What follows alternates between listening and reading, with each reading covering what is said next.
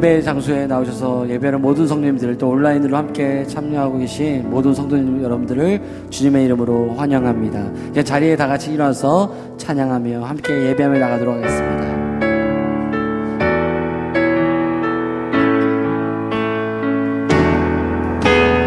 예수 우리 왕이여, 이곳에 오셔서 보좌로 주여 임하사 찬양을 받아주소서. 주님을 찬양하오니 주님을 경배하오니 왕이신 예수여 오셔서 다정하사 다스리소서. 주님을 찬양하오니 주님을 찬양하 주님을 경배하오니 주님을 경배하 왕이신 예수여 왕이신 예수여 오셔서 자정하사 다스리소서. 자정하사 다스리소서. 자정하사 왕이신 예수여 오시옵소서. 자정하사 다스리소서.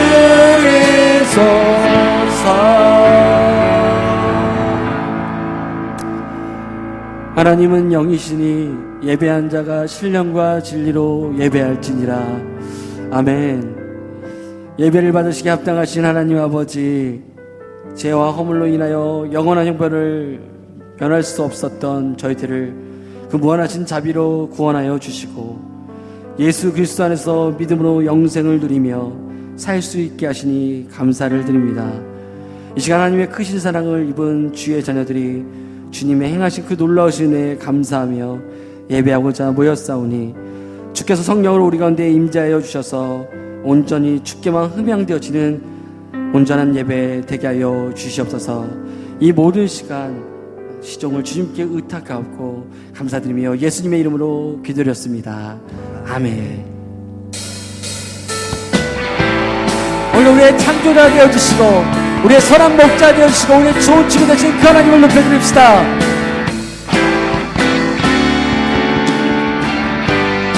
기뻐하며 우리와 함께 기뻐하며 왕께 노래 부르리 소리 높여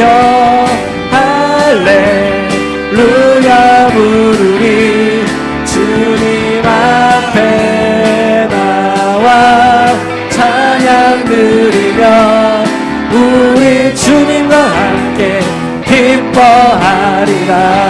선포하며 나의 창조자 나의 구원자 가장 귀한 나의 예수님 찬양합니다. 나의 치료자 나의 선한 목자 되신 주 예수 나의 주. 우리 기쁨으로 주 앞에 나갑시다. 기뻐하며 우리와 함께 기뻐하며 함께 노래 부르니 소리 높여 할렐루야 부르리 주님 앞에 나와 찬양 드리며 우리 주님과 함께 기뻐하리라.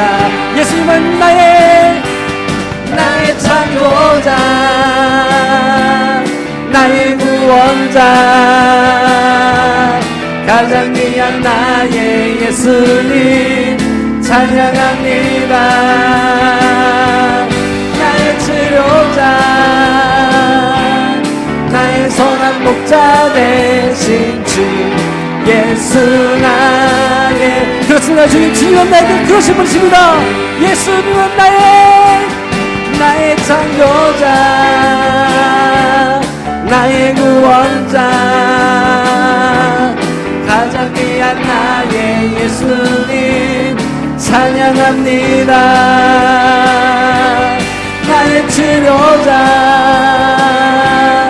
나의 선한 목자 되신 주 예수 나의 주 찬양 주의 친절한 팔에 안기세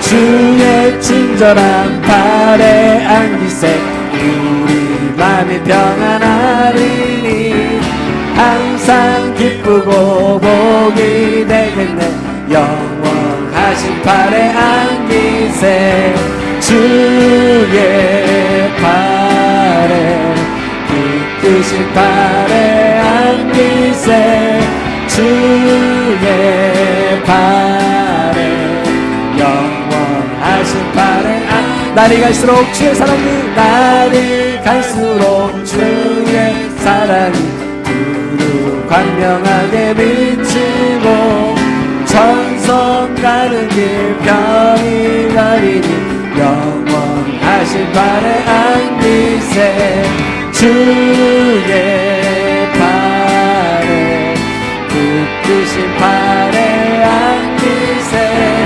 주의 팔에 영원하신 팔 주의 보좌로 나아갈 때 주의 보좌로 나아갈 때에 기뻐 찬미 소리 외치고 겁과 두려움 없어지니 영원하신 팔에 안기세 주의 팔에 굳으신 팔에 안기세 주의 팔에 우리 주님의 그 품에 안깁시다. 주의 팔에 굳으신 팔에 주의 팔에 굳으신 팔에 안기세 주의 팔에 영원하신 팔에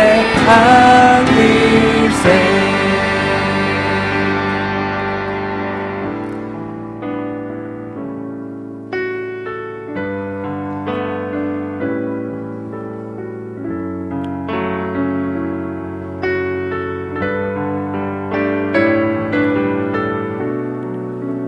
오늘도 주님의 그 크신 팔 안에 들어갑시다.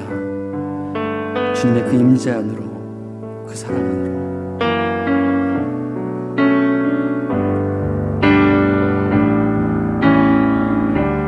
오직 주의 사랑에 오직 주의 사랑에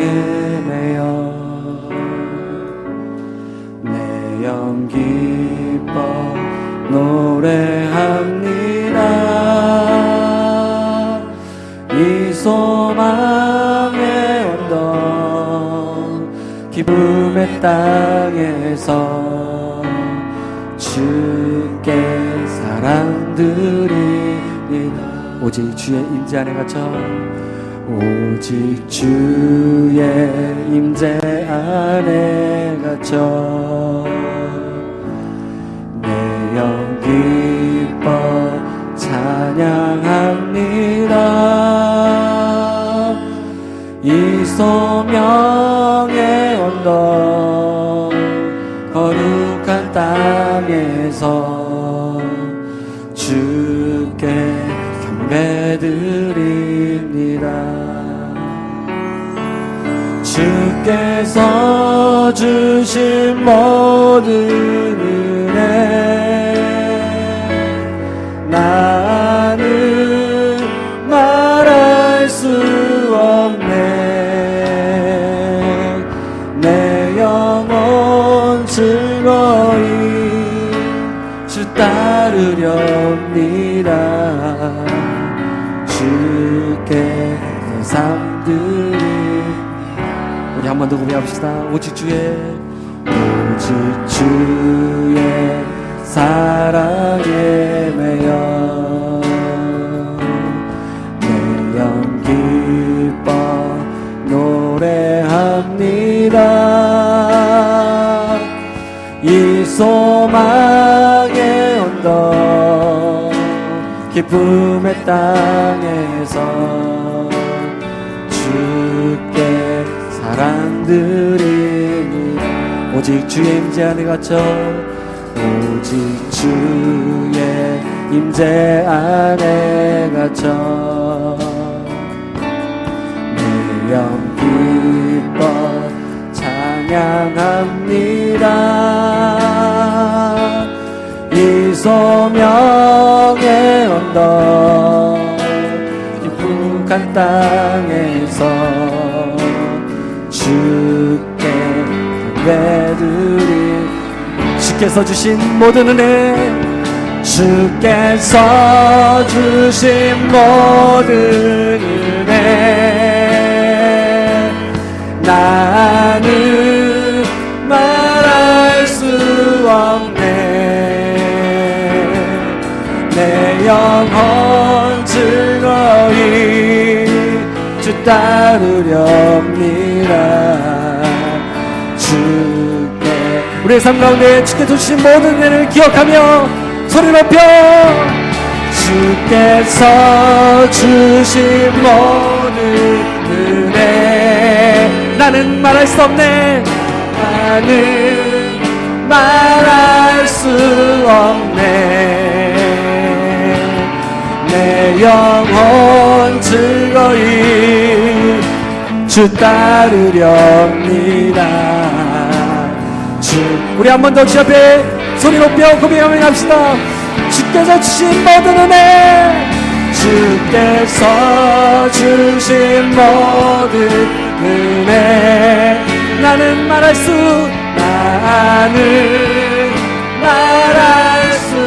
없네.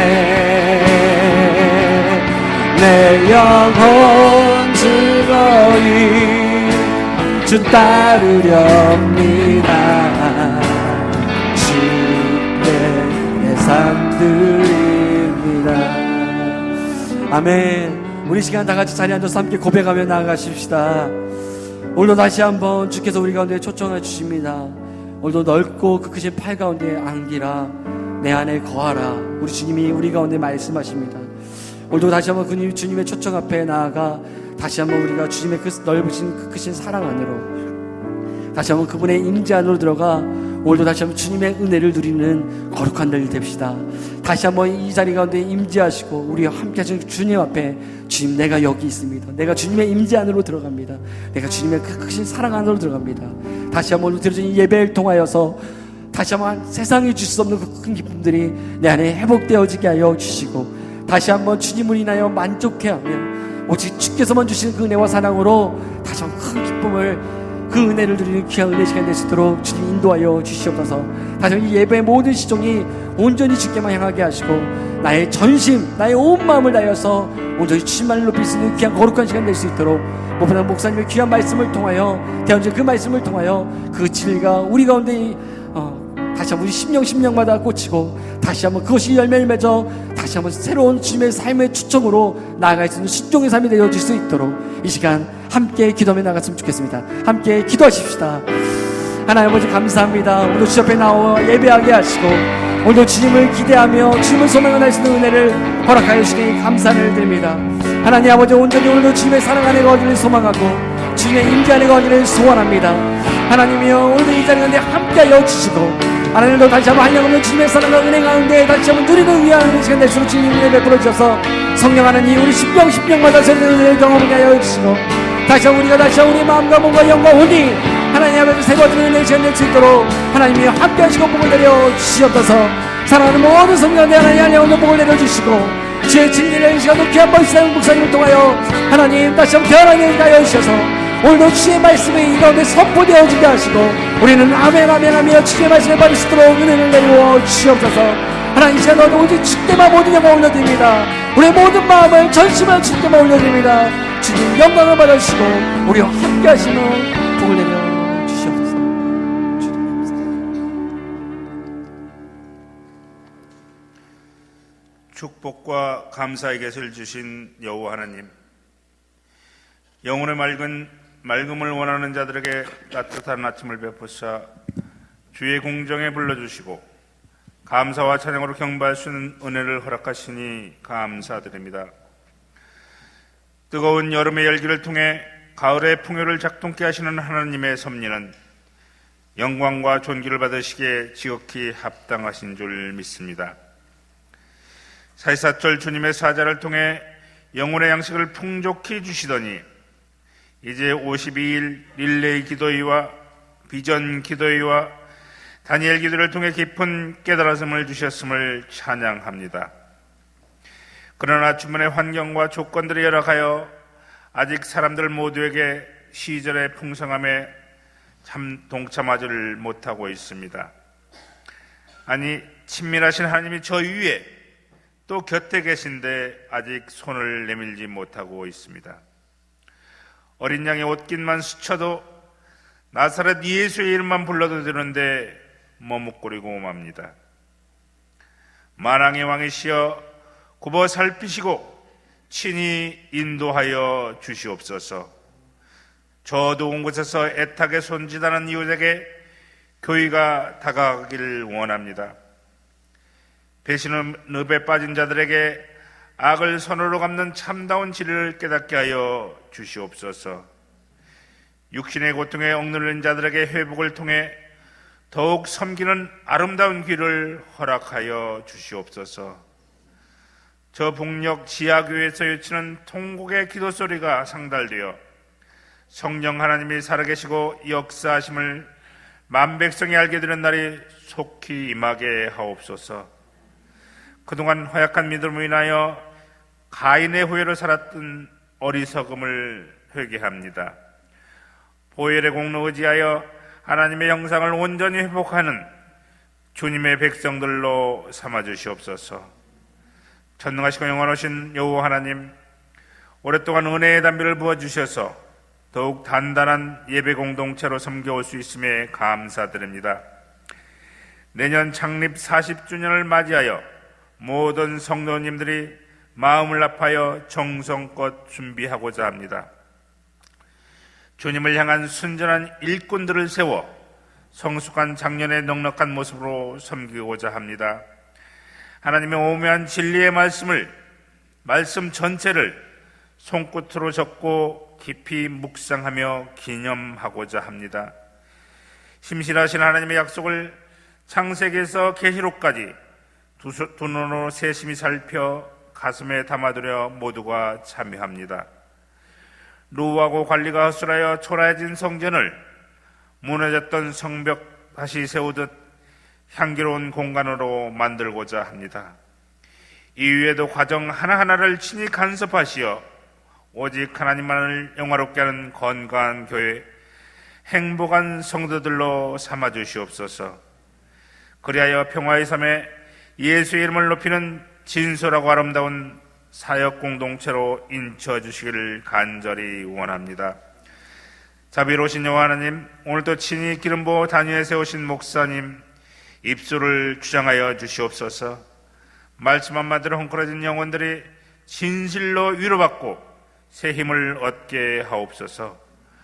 허약해진 육신의 곳곳마다 손길로 안수하시어 마른 뼈가 살아나듯 하나님의 영광이 나타나게 하옵소서.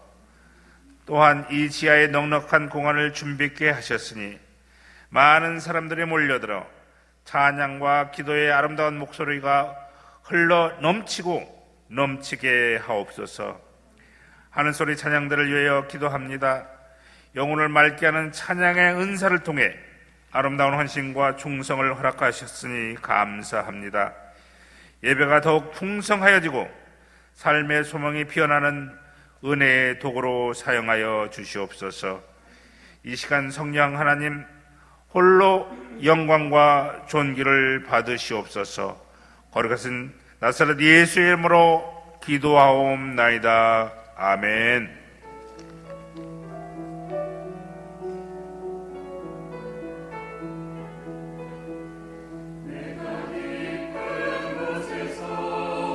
주께 불러내니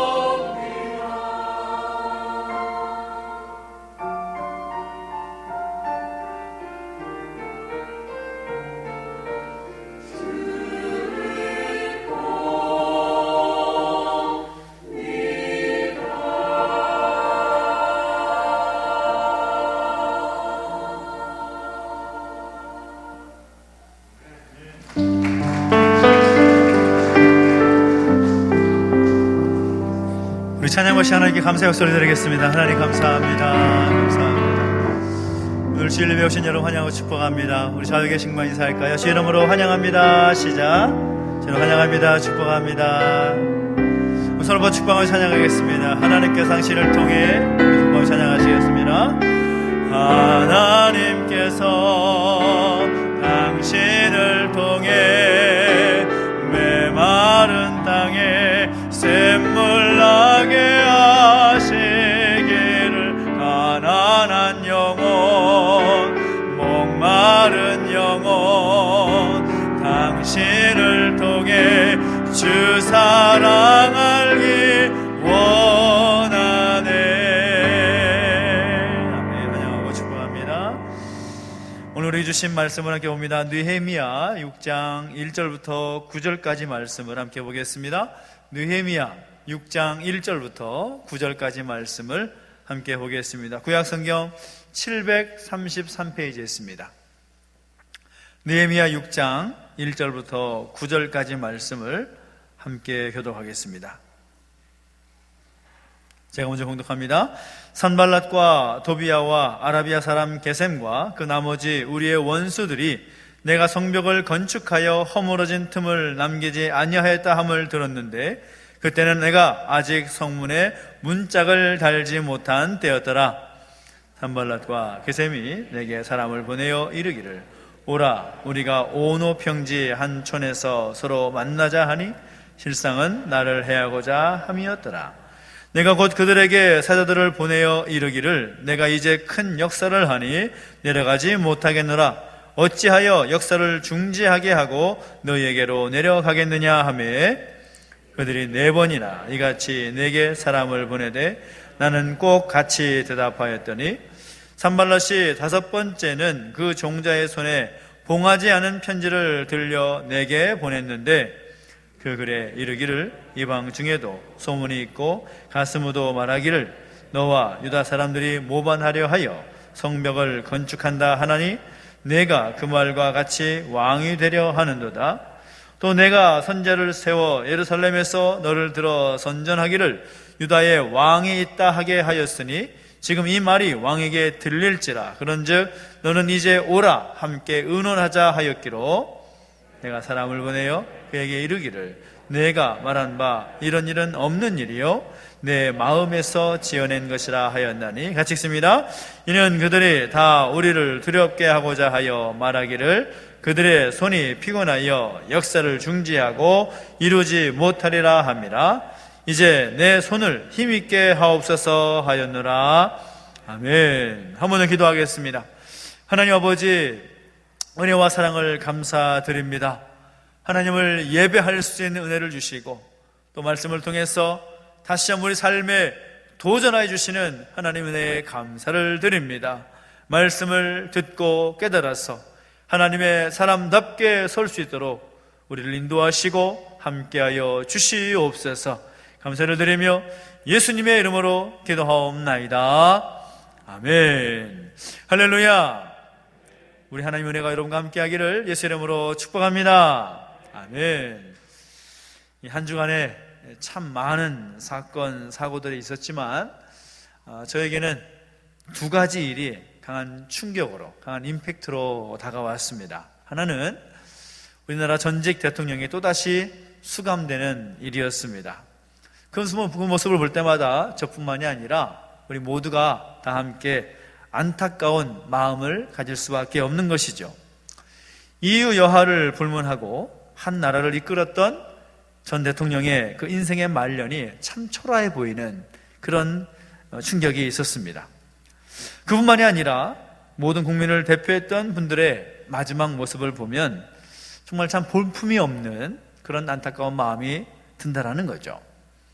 또 한 가지 일은 이번 주간의 최고의 이슈였던 것이 아마도 미국 대통령 선거였을 것입니다. 이 4년의 임기를 마치고 재선을 노리는 현 대통령, 그리고 대선의 3수 끝에 당선을 노리는 그분의 대결로 전 세계의 이목이 집중되었습니다. 이번 미국의 대선과 또 우리나라의 대선의 과정을 보면서 참 여러 가지 생각을 하게 되는데 국민들의 지나간 시간들을 보면서 평가를 하는 거죠. 근데 그 평가의 결과를 보니까 국민들의 그 마음이 너무나 확실하게 느껴지는 것입니다. 그것이 무엇입니까? 지나간 시간들이, 지나간 정권의 모습들이 마음에 들지 않는다라는 것입니다. 그러면 생각합니다. 한 나라의 지도자라는 그 자리가 얼마나 중요한가? 한 나라를 이끌어가는 리더로 세움받은 지도자의 역할이 얼마나 중요한가? 그들이 제대로 서지 못하면 백성들이, 국민들이 힘겨워하고 어려워할 수밖에 없다라는 것을 다시 한번 깨닫게 되는 거죠. 국가 지도자들 아니겠습니까? 한 공동체를 이끌어가는 지도자가, 그 리더가 바르게 서지 못할 때 어떻게 되겠습니까? 그 공동체 또한 뻔할 수밖에 없는 뻔한 공동체가 될 수밖에 없다는 거죠. 그 공동체의 구성원들이 그런 지도자를, 그런 리더를 어떻게 따르겠습니까? 가정이 바르게 서지 못하면, 특히 가정 안에 가장이 바르게 서지 못하면 그 가족들이 어떻게 가장을 따르겠으며 그 가정이 어떻게 제대로 설 수가 있겠습니까? 사장이 제대로 서지 않으면 직원들이 어떻게 사장을 따를 것이며 그 회사가 제대로 설 수가 있겠냐라는 거죠. 국가도 마찬가지입니다. 국가 지도자가 바르게 서지 않으면 어떻게 백성들이 그 지도자를 따르게 될 것이며 그 나라가 제대로 설 수가 있겠냐라는 거죠. 그래서 참 중요한 것은 무엇인가 하면 우리는 그 지도자들을 위해서, 그 리더들을 위해서 계속해서 기도할 필요가 있습니다. 하나님, 우리의 가장을, 우리의 사장님을, 우리의 지도자들을 하나님 지켜주시고 인도해 주십시오. 그만큼 지도자가 중요하다라는 겁니다. 그 리더가 중요하다라는 거죠. 우리는 그 사실을 오늘 본문을 통해서도 또 한번 깨닫게 됩니다. 오늘 우리가 함께 느헤미야 6장의 말씀을 읽었습니다. 느헤미야 6장, 특별히 느헤미야 말씀은 느헤미야라는 사람, 이 느헤미야라는 지도자를 통하여서 하나님 하신 일들을 기록하고 있는 성경인데, 특별히 이 느헤미야라는 사람을 여러분 잘 아시겠지만 그는 페르시아 제국의 총독으로서 예루살렘의 백성들과 함께 귀환해서 그 무너진 예루살렘 성벽을 다시금 재건해는 일을 감당하게 됩니다. 그리고 그 일을 52일 만에 기적적으로 완성하게 되지요. 하지만 예루살렘 성벽을 재건하는 일은 순조롭지 않았습니다. 왜냐하면 오늘 본문에도 그들의 이름이 기록되어 있지만 산발랏과 도비아와 아라비아 사람 게셈이라 하는 그 사람들을 중심으로 하여서 예루살렘 성벽을 재건하는 일을 방해하는, 그것을 못 짓게 하는 그런 세력들이 있었기 때문이라는 거죠. 그래서 느헤미야는 생각할 때에 그들의 방해, 그들의 공격에 대비하기 위해서 지도자로서 조치를 취합니다. 백성들의 절반은 창을 들고 경비하를 서게 하고 나머지 절반은 무기를 든 채로 일하게 함으로써 예루살렘 성벽을 재건한 일을 마치게 된 것입니다. 그것만이 아니라 예루살렘 공동체 안에도 내부적인 그런 문제가 있습니다. 느헤미야만이 아니라 그 예루살렘 공동체 안에 지도자로 세움받은 리더들이 있었는데 그들이 자신의 배만 불리기에 급한 나머지 백성들이 크게 부르짖으면서 원망을 하는 겁니다. 예상치 못한 그런 문제까지 생기는 거죠. 하지만 백성들의 지도자들과 백성들이 느헤미야의 조치를 따라서 행함으로써 그 문제까지도 정리가 됩니다. 그런 과정을 보면서 이 느헤미야라는 사람이 과연 어떤 사람이길래 이런 훌륭한 리더십을 보이고 백성들은 또 그를 따르면서 예루살렘 공동체가 회복이 되어가고 예루살렘 성벽이 완벽하게 재건될 수가 있었을까? 과연 느헤미야는 누구인가? Who is 느헤미야? 느헤미야 사람이 어떤 사람이길래 그런 역사를 이루게 되는가? 라는 것이 궁금한 점으로 우리에게 다가온다는 거죠.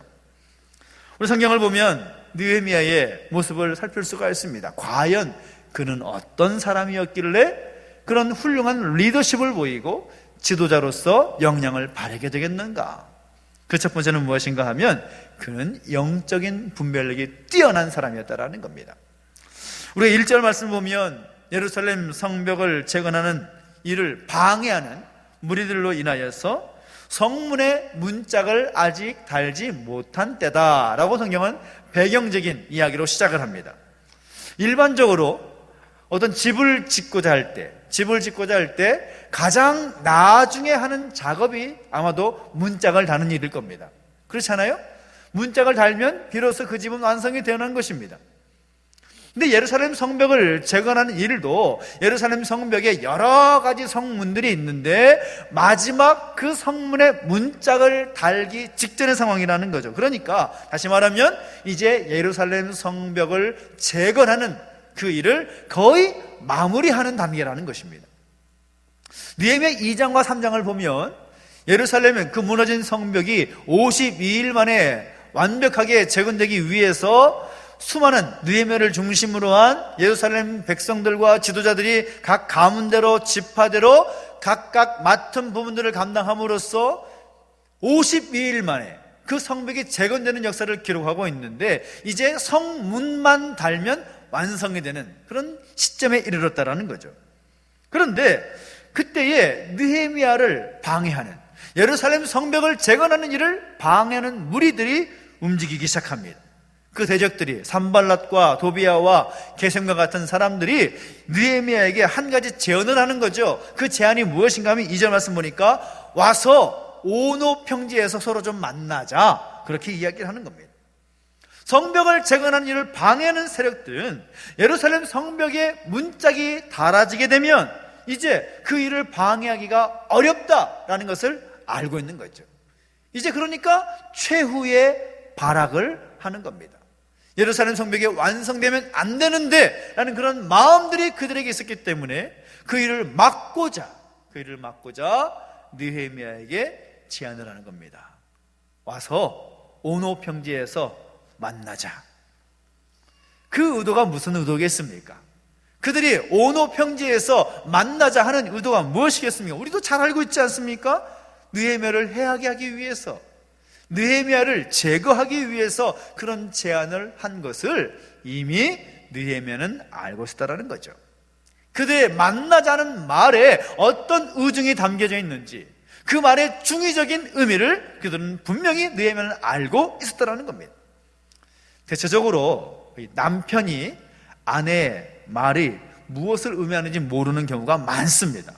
저도 마찬가지고 대부분의 남편들이 아마 그런 것 같습니다. 예를 들면 아내가 우리 얘기 좀 해요. 그러면 그 말에 담긴 의미가 뭐예요? 아내의 마음속에 뭔가 불만이 있다라는 겁니다. 아내가 하는 말이 차에 먼지가 많던데 라는 말이 담긴 의미가 뭐겠습니까? 가서 좀 세차 좀 하라는 의미죠. 저만 그렇게 생각을 하고 있는 건가요? 여러분 다 그렇게 생각하시잖아요? 자기나 사랑해? 라고 물으면 그 말에는 대체적으로 뭔가 필요하다라는 그런 사인이 들어있다고 합니다. 저도 몰랐는데 그런 말이 있다고 해요. 당신 마음대로 해요 라고 하면 정말 그 말 고지그대로 마음대로 하면 어떻게 될까요? 이 밥에 문제가 생깁니다. 무슨 만찬이 나올지 모르는 거예요. 마음대로 하라고 해서 마음대로 하면 큰일 납니다. 마음대로 하기만 해봐, 그런 의미가 담겨져 있는 거죠. 그러니까 말에 어떤 의미가 담겨 있는지를 잘 알 필요가 있습니다. 여보, 쓰레기 봉지가 다 꽉 찼어. 그럼 무슨 말입니까? 가서 좀 버리고 와, 그런 말이죠. 표정을 보니까 남편 되신 분들의 반응이 썩 좋지가 않습니다. 그만큼 이 남편이 아내의 말을 잘 이해하지 못하는, 그 말에 어떤 의미가 담겼는지 모르는 경우가 꽤 많습니다. 저도 마찬가지고요. 사람의 말에는 그런 의미가, 크고 작은 의미가 담겨져 있습니다. 그래서 대화를 잘하기 위해서는 그가 한 말에 대해서 어떤 의미가, 어떤 의중이 숨겨져 있는지를 잘 파악을 해야 된다는 거죠. 단순히 부부관계만이 아니라 이성교제나 직장생활이나 사회생활이나 모든 영역 가운데 상대방의 말에 담겨져 있는 의미가 어떤 의미인지 그것을 분별하는 것이 굉장히 중요하다는 거죠. 그런 차원에서 본다면 이 본문에 등장하는 느헤미야는 굉장히 눈치가 빠른 사람입니다. 그 말에 어떤 의미가 담겨 있는지 알고 있는 거예요. 와서 오노평지에 좀 만나서 이야기 좀 하자. 그것이 단순히 만나서 이야기하자는 말이 아니라 와오면 내가 너를 죽일 거야 하는 그 의미까지 이미 파악을 하고 있다는 거죠. 오늘 우리에게도 그런 분별력이 필요합니다. 특별히 다른 어떤 분별력보다도 깨달을 수 있는 그 지혜의 영역이 아니라 하나님께서 우리에게 주신 영적인 분별력이 세워지게 되기를 예수 이름으로 축복합니다. 왜냐하면 가정이 잘 되고 직장이 잘 되고 교회가 잘 되고 이 나라 민족이 잘 되고 이 땅이 새로워지고 열방이 새로워지기 위해서 우리 믿는 자들에게 먼저 중요한 것은 무엇인가 하면 영적 분별력입니다. 이것이 과연 하나님의 뜻인가? 하나님의 뜻이 아닌가? 이 길이 과연 하나님께서 원하시는 길인가? 아니면 그렇지 않은가? 그것을 분별할 수 있는 분별력이 필요하다는 겁니다. 왜 믿음의 가정이 제대로 서지 못합니까? 왜 우리의 직장이 제대로 서지 못합니까? 왜 교회가 제대로 서지 못합니까? 이 나라 민족이 제대로 서지 못합니까? 그것은 우리가 하나님의 사람으로서 하나님이 우리를 지도자로, 리더로 부르셨는데 지도자답게, 리더답게 영적인 분별력이 우리 가운데 세워져 있지 않기 때문이라는 것입니다. 느헤미야는 그런 영적인 분별력이 아주 뛰어난 사람입니다. 그에게 예루살렘 성벽 재건이라는 사명이 주어질 때 그것이 하나님께서 원하시는 하나님의 사인이라는 것을 분명히 알았고, 어떠한 방해 세력들이 자기를 해치기 위해서 만나자고 제안한 것까지 그들의 의중까지 분별할 수 있었던 그런 사람이었다는 거죠. 그런 저는 여러분에게 그런 영적 분별력이 세워지고 우리 여러분이 있는 모든 삶의 정황 속에서 올바른 또 올곧은 바른 지도자의 모습으로 서게 되기를 예수 이름으로 축복합니다. 두 번째는 무엇입니까? 느헤미야의 모습을 보니까 그는 목표에 집중했던 사람이라는 것입니다. 목표에 집중했던 사람이다. 느헤미야는 뛰어난 분별력만 가진 것이 아니라 뛰어난 집중력까지 가졌던 사람임을 보게 됩니다. 무엇에 집중했느냐? 다른 것이 아니라 예루살렘 성벽을 재건하는 일에 집중했다라는 거죠. 그가 페르시아 제국 안에서 그 황제, 그 왕 곁에 있을 때에 그의 형제 하나니로부터 소식을 들었습니다. 그 소식은 예루살렘 성벽이 완전히 무너져 버렸고 모든 성문이 다 불타버렸다. 그 이후부터 그의 마음의 소원은, 그의 꿈에도 소원은 무엇인가 하면 예루살렘 성벽 재건이었습니다. 무너진 성벽을 다시 세우기 위한 비전이 그의 마음 가운데 확고하게 세워졌다는 거죠. 그 이후로부터 오로지 그의 마음과 그의 생각에는 한 가지, 예루살렘 성벽 재건, 이거밖에 없었습니다. 근데 4절을 보니까 산발랏과 그들의 일당들이 한 번만이 아니라 자그마치 4번씩이나 사람을 보내서 와서 온오평제 좀 만나자, 온오평제에서 좀 만나자, 그렇게 제안을 합니다. 근데 느헤미야는 그럴 때마다 똑같이 대답을 하면서 그들의 제안을 거절하는데 뭐라고 말하는가 하면, 내가 이제 큰 역사를 하니 내려가지 못하겠노라. 어찌하여 역사를 중지하고 너희에게 내려가겠느냐, 그렇게 말합니다. 그 말이 무슨 말입니까? 야, 나 못 가. 나는 할 일이 있어. 내가 해야 할 일이 분명히 있단 말이야. 그 일을 멈추고 어떻게 너희한테 가겠니? 나는 못 가. 그렇게 분명히 말합니다. 그렇게 말할 수 있어 분명한 이유가 무엇입니까? 그것은 단 한 가지, 그는 예루살렘 성벽 재건의 목표에 집중했기 때문입니다. 사실 예루살렘 공동체 안에서 산발랏과 도비야와 게셈과 같이 그 성벽 재건을 방해하는 사람들 역시도 예루살렘 공동체 안에 있는 사람들입니다. 마음에 들지 않지만 그들도 역시 예루살렘 공동체의 사람들입니다. 그러면 느헤미야가 지도자로서 가져야 될 마음은 무엇입니까? 그들의 이야기도 들어야 되는 거죠. 그들의 생각도 들어야 되는 겁니다. 그래서 그 공동체 안에 있는 갈등을 봉합하는 것도 지도자의 역량일 것입니다. 그런데 느헤미야의 그 모습 속에서 발견하는 것은 무엇인가 하면, 그의 마음 가운데 하나님이 주신 비전과 그 사명을 이루기 위하여서 오로지 목표에 집중하고 있었다는 거죠. 목표만 바라보고 있다는 겁니다. 물론 그들의 마음을 어루만지는 것, 그들의 마음을 하나로 만들어서 공동체가 새로 짓게 만들어진 것, 그것도 중요하지만 그것은 다음 문제라는 것입니다. 가장 먼저는 그에게 준 사명을 이루기 위해서, 그가 예루살렘 땅으로 오게 된 목적을 이루기 위해서 한 가지 목표에 집중하고 있는 것입니다. 어떤 한 추장에 있었는데 그에게는 3명의 아들이 있었습니다. 시간이 지나서 이제 아들 중에 한 명을 또 그를 이은 추장으로 세우기 위해서 테스트를 해보기로 했습니다. 그 3명의 아들이 다 똑똑하고 또 분명한 비전과 목표를 가지고 있었기 때문에 이제 그 아들을 시험해보기 위해서 들판으로 사냥을 하기 위해서 데리고 나갔습니다. 그 들판에 아주 큰 나무 하나가 있었습니다. 큰 아들에게 묻습니다. 얘야, 너는 뭐가 보이냐? 그 아들이 대답합니다. 예, 큰 나무 한 그루가 보이는데요? 그렇구나. 둘째 아들에게 묻습니다. 얘야, 너는 무엇이 보이니? 예, 저는 큰 나무 위에 앉아있는 독수리가 보입니다. 아, 그래? 셋째 아들에게 묻습니다. 얘야, 너는 뭐가 보이냐? 네, 저는 큰 나무에 있는 독수리의 심장이 보입니다. 여러분 같으면 누구에게 추장직을 물려주겠습니까? 분명하죠. 셋째 아들입니다. 왜 그럴까요? 그에게는 사냥을 나왔을 때 그 분명한 목적과 그 목표가 분명히 있기 때문입니다. 그 목표가 분명하지 않은 사람에게는 비전이 없는 거죠. 많은 사람들이 좋은 재능을 가졌고 좋은 환경 속에 있지만 풍성한 열매를 맺지 못하고 살아가는 경우가 참 많이 있습니다. 왜 그럴까요?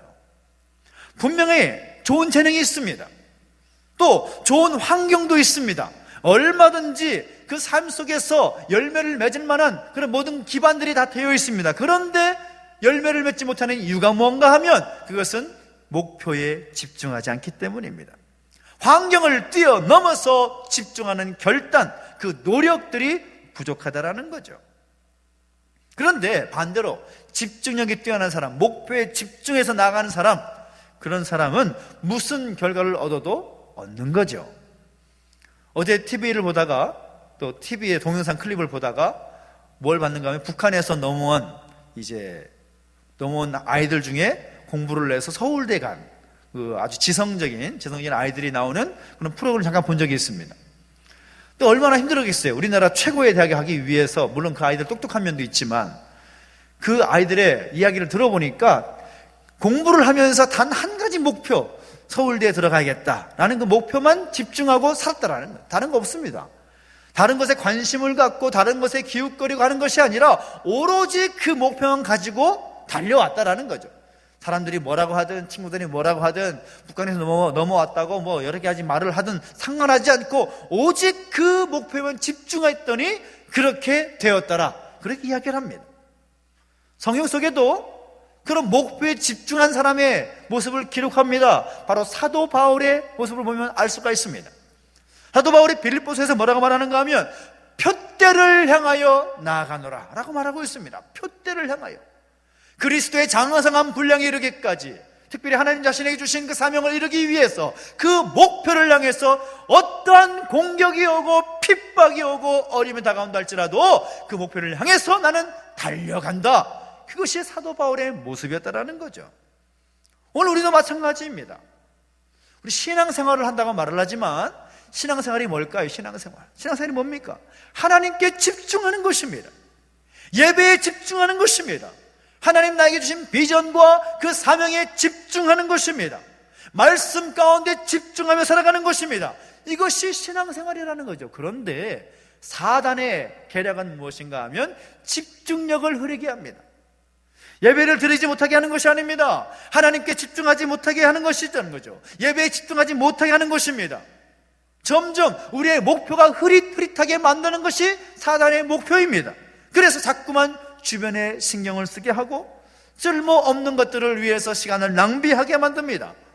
우리는 느헤미야처럼, 사도 바울처럼 하나님이 우리에게 주신 그 사명을 이루기 위해서 그 사명에 집중할 수 있는 그런 모습들이 우리 가운데 있어야 될 줄로 믿습니다. 내가 하나님의 사람으로서, 내가 그리스도인으로서 감당해야 될 사명, 복음을 전하고 세상 가운데 하나님의 나라를 확장시켜 나가는 그 사명, 그 사명에 집중하는 자만이 하나님의 놀라운 역사를 경험하게 될 줄로 믿습니다. 그리고 느헤미야의 모습을 보면 어떤 모습으로 찾을 수가 있느냐?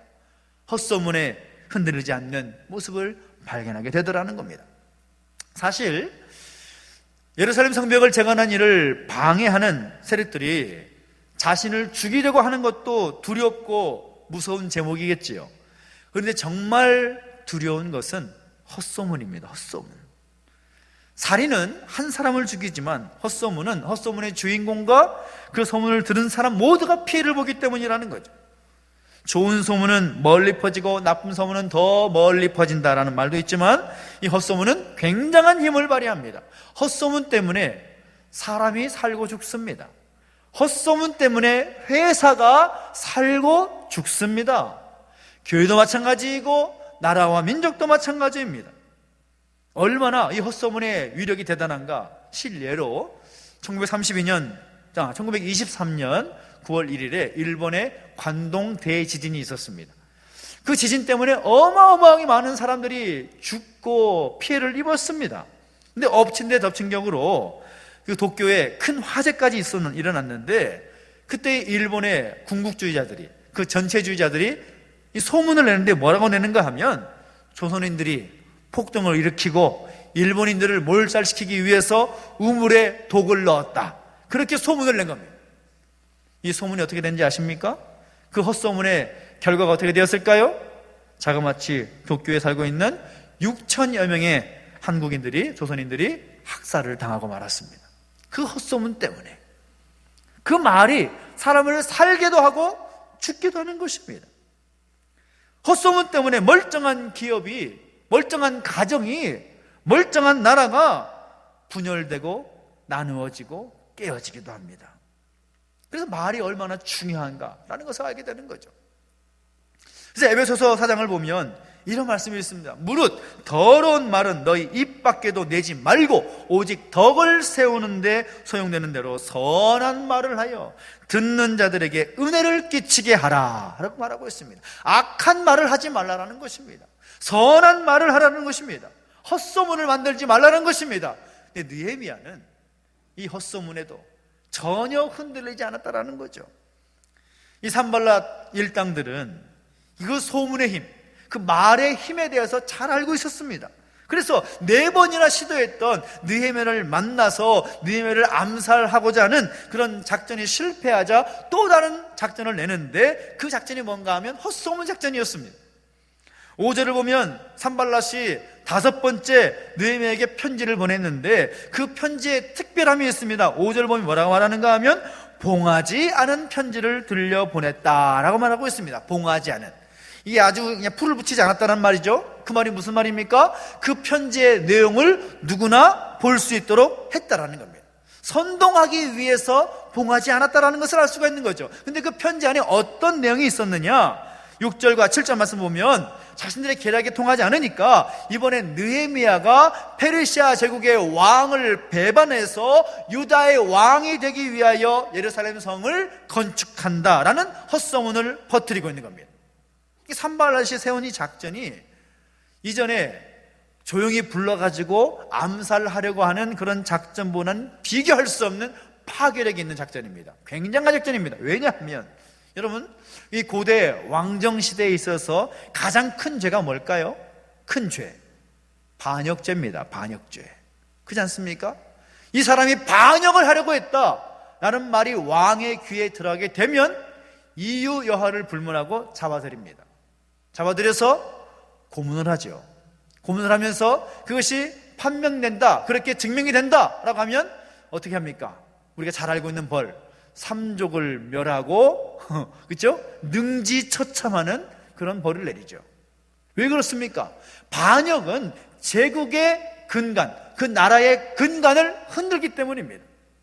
근데 지금 산발랏과 느헤미야를 방해하는 세력들이 하는 말이 무엇인가 하면 느헤미야가 왕의 명령을 반역하여서 유다의 왕이 되려고 한다, 그런 말을 하고 있다는 거죠. 얼마나 무서운 일입니까? 그것이 사람들의 입에서 입으로 말로 거쳐서 페르시아 제국의 황제의 귀에 들어갔다면 어떻게 되겠습니까? 바로 소환되는 거죠. 너 가서 뭐 했어? 너 가서 무슨 일을 한 거야? 제대로 말해봐. 그 이유는 안 봐도 뻔합니다. 그런데 그렇게 헛소문을 퍼뜨리고 그 느헤미야를 끌어내리려고 하는 그들에게 느헤미야가 뭐라고 말하는가 하면 8절과 9절 말씀 보면 이렇게 말합니다. 왜 그런 말을 하느냐? 없는 말 꾸며내지 말라. 아주 단호하게만큼 아주 흔들리지 않게 말하고 있습니다. 흔들리지 않습니다. 그리고 나아가서 그 없는 말을 꾸며내지 말라고 경고한 다음에 한마디 더 합니다. 이제 내 손을 힘있게 하옵소서라고 기도합니다. 이제 내 손을 힘있게 하옵소서. 느헤미야도 걱정이 됐겠죠.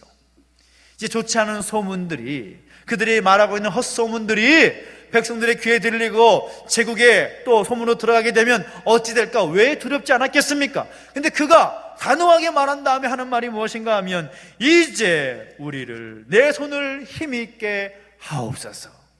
힘일치 않게 하여 주옵소서. 바로 이것이 느헤미야가 위대한 지도자로서 설 수 있었던 비결입니다. 흔들리지 않습니다. 헛소문에 좌지우지되지 않습니다. 그 어려운 상황 속에서 하나님께 기도합니다. 이제 내 손을 힘있게 하옵소서. 내가 담대히 힘있게 감당하게 하옵소서. 우리가 가정을 위해서, 우리의 직장의 상사를 위해서, 국가의 지도자들을 위해서 기도해야 할 내용이 바로 이것입니다. 이제 그 손을 힘있게 하옵소서. 하나님께서 힘을 주셔서, 하나님께서 지혜를 주셔서 바르게 이끌 수 있는 지도자로 세워 주시옵소서. 이제 그 손을 힘있게 하옵소서. 하나님 우리 모두를 지도자의 자리로 부르셨습니다. 여러분의 가정에서, 여러분이 일하는 일터에서, 여러분의 삶의 모든 정황 가운데 지도자로, 리더로 세우셨습니다. 그러면 그 지도자의 자리에서 어떻게 살아야 될 것이냐?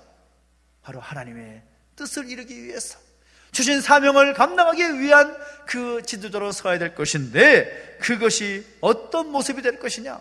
느헤미야처럼, 사도 바울처럼 영적인 분별력을 제대로 갖고 하나님의 말씀에 집중하여서 헛소문과 같은 그런 어떤 어렵고 낙심되는 일을 만난다고 할지라도 흔들리지 않고 하나님 바라보며 하나님 의지하며 하나님 나에게 힘 주십시오라고 간구하면서 그 리더의, 그 지도자로서의 직분을 잘 감당해야 한다는 것입니다.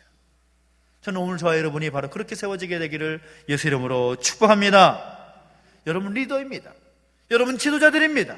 그렇다면 여러분 마음 가운데 오늘 본문이 보여주고 있는 느헤미야의 모습을 마음에 새기고, 내가 느헤미야처럼 하나님 찾으시는, 마지막 때에 찾으시는 그 지도자의 모습으로 서서 하나님의 뜻을 이루어가고 하나님의 주신 사명을 잘 감당하겠노라 결단하며 설 수 있는 우리 모두가 되시기를 예수 이름으로 축복합니다. 때는 어렵고 힘들다고 하지만 이 어려운 때를 극복하는 것은 바로 바른 지도자의 모습에서 시작을 하는 것입니다. 오늘 저 여러분이 바로 그런 리더로 서게 되기를 예수 이름으로 축원합니다. 기도하겠습니다. 오늘 함께 기도하며 나갈 때 우리 찬양하면서 기도 자리 가운데 함께 나아가겠습니다. 오직 주의 사랑에 매여 우리에게 주신 사명을 묵상하면서 함께 찬양하겠습니다.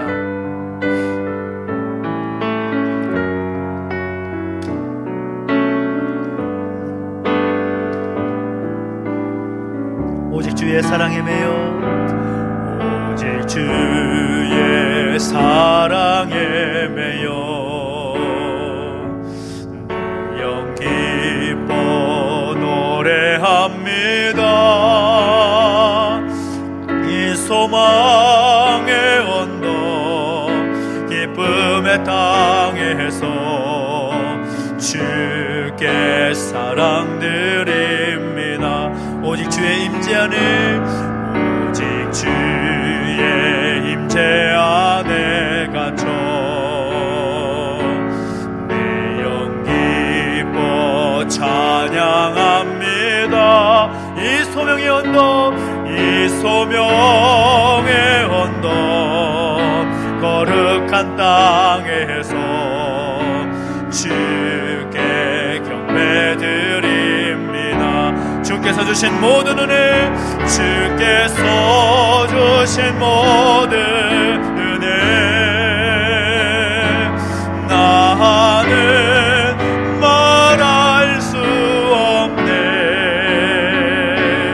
내 영혼 즐거이 주 따르렵니다.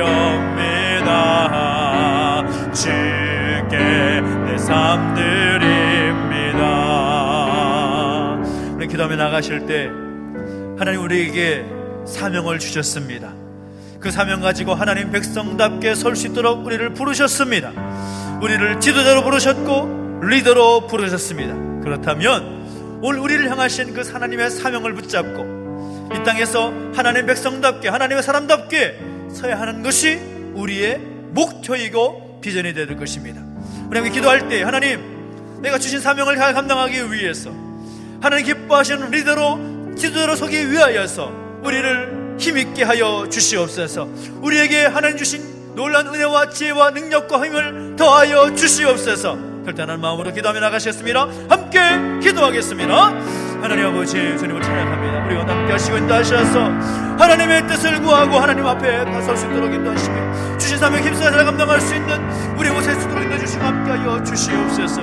하나님 아버지, 우리 모두를 지도자로 리더로 부르셨음을 믿고 감사를 드립니다. 우리 있는 모든 삶의 자리에서 지도자답게 리더답게 설 수 있도록 인도해주시옵시고 하나님 주신 비전과 그 뜻을 나를 힘써 나갈 수 있도록 역사하시고 함께하여 주시옵소서. 하나님 주신 힘과 능력으로 감당해 주시옵시고 하나님 아버지, 우리의 모든 삶의 상황 속에서 역사하시는 하나님 바라보며 나갈 수 있도록 인도해 주시고 함께해 주시기 원합니다. 주님, 우리에게 힘과 능력을 가주시옵소서. 지혜를 더하여 주시옵소서. 주님 감사합니다. 우리 한 번 더 기도할 때에 이 나라 민족을 위해서 중보하며 기도하겠습니다. 하나님, 어렵고 힘든 과정 가운데 있습니다. 그러나 이 모든 어렵고 힘든 과정들은 하나님 세우신 지도자와 리더를 통하여서 새롭게 이끌어 가실 줄 믿습니다. 하나님, 특별히 이 나라 민족의 어려움을 아시고 모든 지도자들 가운데 기름 부어주시 함께 하셔서 이 모든 어려운 상황을 속히 극복할 수 있도록 은혜를 도와주시라고 소망을 기도해 주시기를 바랍니다. 그리고 우리 공동체 가운데 육신의 약함과 또 마음의 무거운 짐 있는 가족들을 위해서 중보할 때, 또 입원 중에 있는 사장누님, 또 몸에 체온이 내려가지 않아서 교통 중에 있습니다.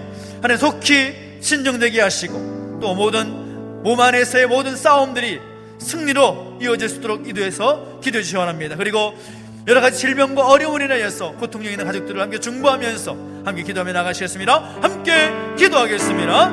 하나님 아버지, 다시 한번 드리고 합니다. 이 나라 민족 가운데 하나님 은혜를 더하시고 함께 해주시기를 소망합니다. 사람의 생각과 사람의 뜻대로 진행되는 것이 아니라 오직 하나님의 방법대로 하나님의 뜻대로 이루어지는 역사가 있게 하여 주시옵소서. 오 하나님, 내버려두지 마시고 은혜 가운데 붙들어 주시사 하나님 그 크신 은혜를 부어주실 때에 기쁨과 감사함으로 나아갈 수 있도록 역사해 주시고 함께하여 주시옵소서. 하나님, 나라 민족을 내버려두지 마시고 주의 능력의 장중에 붙들어 주시기를 소망합니다. 속히 회복되게 하여 주시옵시고 하시고 하나님이 기뻐하신 나라로 회복될 수 있도록 역사해 주시고 함께하여 주옵소서. 우리 공동체 가운데 육신의 약함 있고 또 마음 무거운 짐을 가지고 있습니다. 주의 능력을 허락해 주실 때에 하나님 모든 육신의 질병 가운데 함께 하시사 치유해 주시고 회복하시는 은혜가 영원히 있으시도록 은혜를 더하시고 함께 해주시오.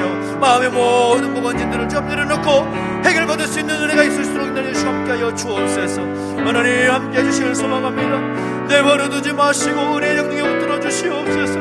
하나님 기름 부어주시고 하나님의 능력을 함께 해주시옵소서. 치유와 회복의 영이 임하게 해주시옵시고 모든 싸움에서 승리할 수 있도록 인도해 주시고 함께 하여 주시옵소서. 주님을 찬양합니다. 주님 역사하시고 함께 하여 주시옵소서.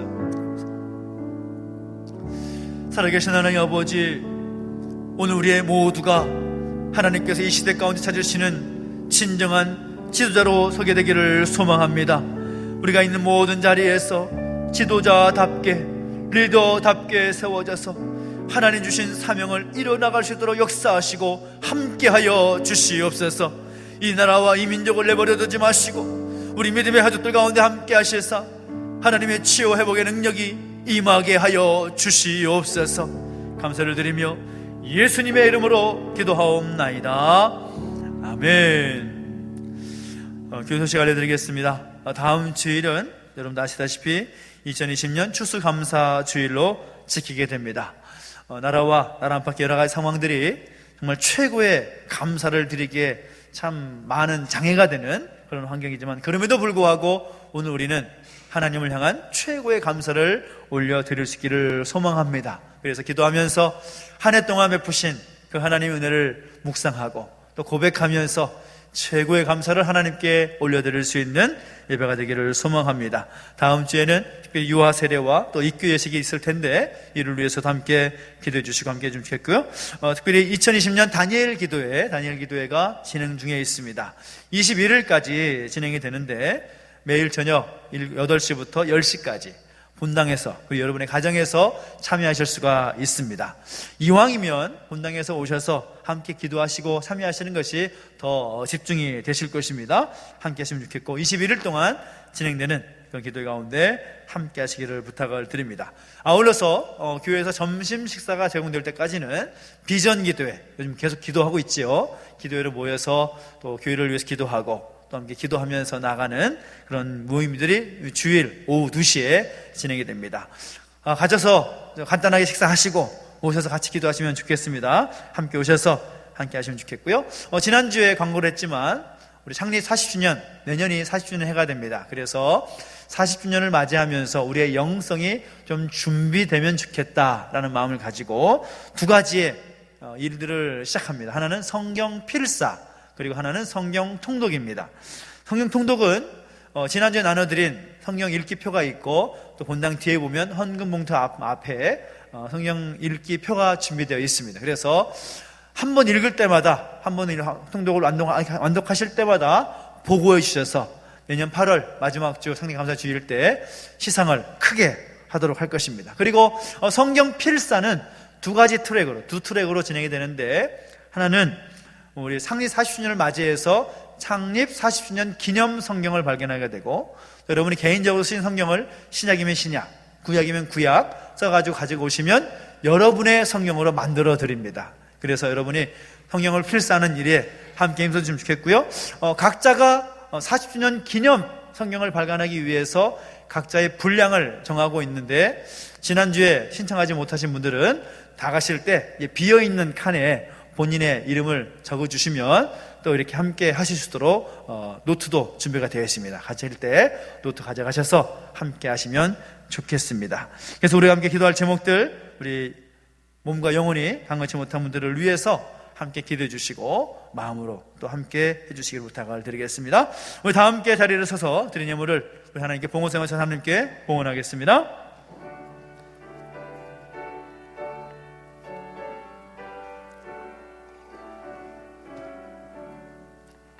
내게 있는 모든 것을 아낌없이 드리네.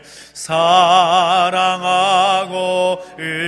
의지하며 주만 따라 살리라. 주께 드리네, 주께 드리네. 사랑하는 구주 앞에 모두 드리네. 아멘. 살아계신 하나님 아버지, 은혜와 사랑을 감사드립니다. 우리 가운데 함께 하셔서 또 우리에게 말씀해 주시고 또 하나님께 예배할 수록 있음에 감사를 드립니다. 주신 은혜 감사하여 귀한 예물 구별하여 드렸사오니 이 예물을 통하여 저는 영광 받아주시고 하나님의 뜻에 합당하게 쓰임받게 하여 주시옵소서. 드린 손길 가운데 복 주셔서 더 좋은 것, 더 아름다운 것을 드릴 수 있도록 복에 복을 더하여 주시고 은혜 위에 은혜를 더하시사 날마다 하나님을 향한 간증의 제목들이 넘쳐나게 하여 주시옵소서. 감사를 드리며 이제는 우리 구주 예수 그리스도의 은혜와 하나님 아버지의 그 크신 사랑과 성령의 감화감동 인도 보하심의 역사가 다시 한번 하나님 찾으시는 그 지도자로 서기를 결단하는 우리 모든 주의 백성들 머리 위에 지금부터 영원토록 함께 있을지어다. 아멘. 아멘. 아멘. 아버지를 인도하시고 기름 부어주시고 역사해 주시옵소서. 말씀을 주시고 동행해 주실 하나님의 거룩한 영광이 이 말씀을 인도해 주시고 함께해 주시옵소서. 하나님 감사합니다. 은혜를 더하시옵소서. 주님 감사합니다. 우리 살아계신 하나님을 찬양하겠습니다. 살아계신 주 나의 참된 소망 걱정 근심 전혀 없네. 사랑의 주 내 갈 길 인도하니 내 모든 삶의 기쁨 늘 충만하네. 살아계신 하나님께 영광과 함께 돌려드리겠습니다. 하나님 감사합니다. 감사합니다. 우리 주님과 함께 승리하는 한 주가 되시기 바랍니다. 감사합니다.